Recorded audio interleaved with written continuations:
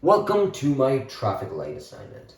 As you can see, there is a red LED, a yellow LED, and a green LED, just like a real traffic light. Yes, it's a real traffic light that we've created using a very nice PCB created by Jasper Schaffer. And I've also added a simple system that is actually part of a traffic light system.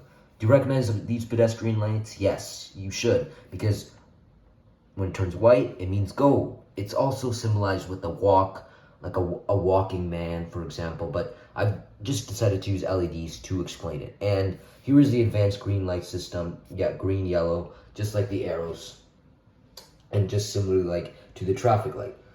But how exactly does this work? Well, we've decided to use an Arduino Uno to power this, which is powered through code through your computer. So yeah, the Arduino is connected. As you can see, this wire right here, it connects into the Arduino, and the Arduino is then powered by the code that we've written.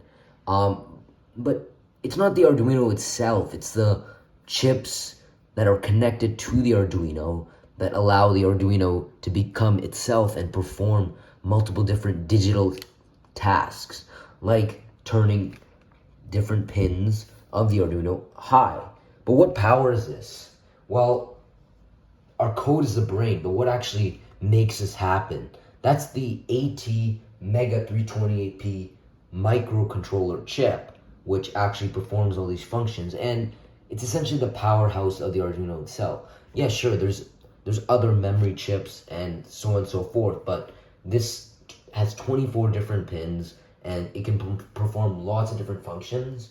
It has a very high power ability, but it requires very little maintenance, and it's a very efficient chip. But how exactly does this work from our code? So in our code, as you can see on the left side of the screen, we assign variables, and these variables, they kind of they're telling us what this will represent in the code. So once we've set that, we need to kind of indicate which pins we're giving output to, because just because you've assigned a variable doesn't mean that you're telling the pin to turn on or the pin to receive an output. So once you've done that, then you must begin implementing the code and turning different LEDs to turn on and off, or different pins, as I should say, because the pins with the built-in resistor power these different LEDs to turn on and off.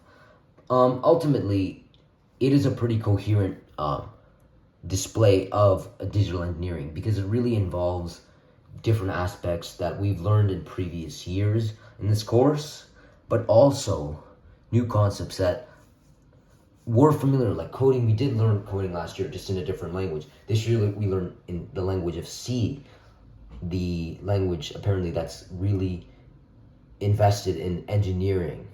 But overall, yeah, this project was really enjoyable, because we really got to learn the different aspects of digital engineering and how it can help us in the future, and how it can help us understand different systems in the world. Thank you.